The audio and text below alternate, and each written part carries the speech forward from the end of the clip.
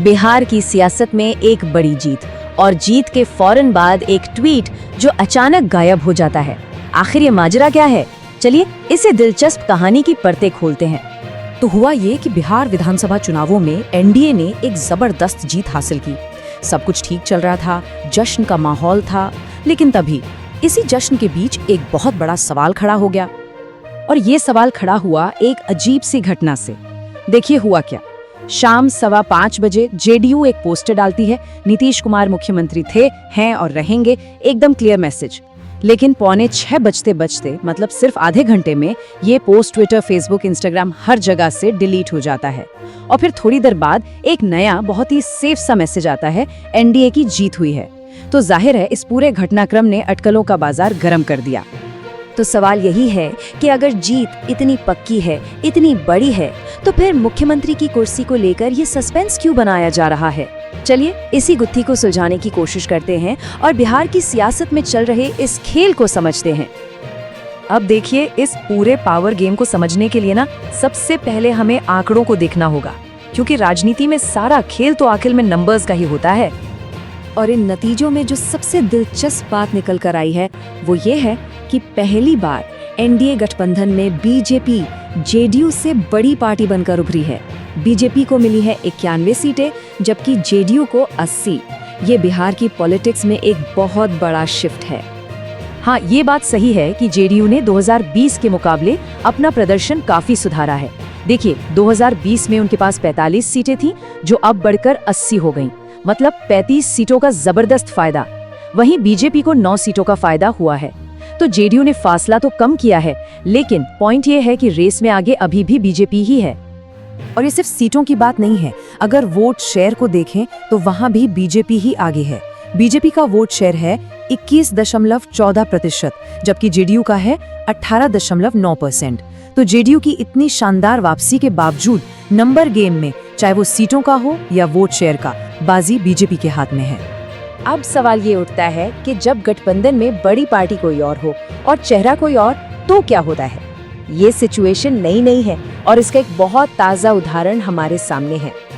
कई political experts अब ये कह रहे हैं कि कहीं बिहार में भी महाराष्ट्र प्लेबुक तो नहीं दोहराई जाएगी।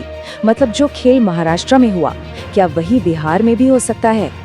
तो ये महाराष्ट्र प्लेबुक है क्या? देखिए वहां क्या हुआ था। स्टेप 1, एकनाथ शिंदे को गठबंधन का चेहरा बनाया गया। स्टेप 2, चुनाव हुए तो बीजेपी गठबंधन की सबसे बड़ी पार्टी बनकर निकली। स्टेप 3, बीजेपी ने अपना मुख्यमंत्री देवेंद्र फडणवीस को बना दिया। और स्टेप 4, जो गठबंधन का चेहरा थे उन्हें डिप्टी सीएम बना दिया गया। तो इस तरह से ज्यादा सीटें जीतने वाली पार्टी ने टॉप पोस्ट अपने पास रख ली। तो अब सवाल ये है कि बिहार में जो नतीजे आए, उनके पीछे की असली वजह क्या थी? वो कौन से बड़े फैक्टर्स थे जिन्होंने इन नतीजों को तय किया? मोटे तौर पे देखें तो 3 चीजों ने इस चुनाव पर सबसे ज्यादा असर डाला। पहला, महिलाओं को दिए गए 10,000 रुपए का कैश ट्रांसफर। दूसरा, जंगल राज का वो डर जो आज भी लोगों के मन में है। मतलब वो दौर जब कानून व्यवस्था की हालत बहुत खराब मानी जाती थी। और तीसरा, चुनावी प्रक्रिया में गड़बड़ी के गंभीर आरोप।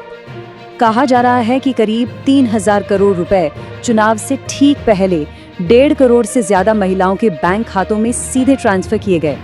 और कई जानकार मानते हैं कि इस एक कदम ने विपक्ष के लिए जीतना लगभग नामुमकिन कर दिया था। और जब नतीजे आए तो विपक्ष ने हार तो मानी, लेकिन साथ ही चुनावी प्रक्रिया पर ही गंभीर सवाल खड़े कर दिए। उनका सीधा आरोप था कि ये चुनाव बराबरी के मौके वाला था ही नहीं। जैसे कांग्रेस की भूपेश बघेल ने तो सीधे सीधे तंज कसते हुए कहा, मुख्य चुनाव आयुक्त को बिहार चुनाव में जीत की बधाई। आपने बहुत मेहनत की, भाजपा को आपसे अच्छा सहयोगी नहीं मिल सकता। मतलब वो सीधे इलेक्शन कमीशन पर सत्ताधारी पार्टी का साथ देने का इल्जाम लगा रहे थे।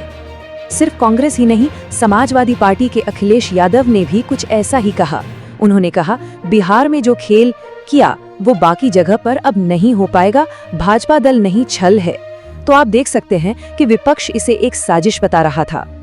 तो इन सब बातों के बीच हम घूम फिरकर उसी सवाल पर वापस आ जाते हैं जहां से हमने शुरू किया था, कि आखिर बिहार का अगला मुख्यमंत्री कौन होगा।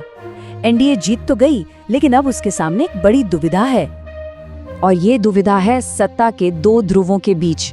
एक तरफ है नीतीश कुमार, 9 बार के मुख्यमंत्री, बिहार में एनडीए का सबसे अनुभवी और स्थापित चेहरा, और दूसरी तरफ है बीजेपी, जो अब गठबंधन की बड़ी पार्टनर है, जिसके पास ज्यादा सीटें हैं, ज्यादा वोट हैं और शायद पहली बार राज्य में अपना मुख्यमंत्री बनाने का सुनहरा मौका भी।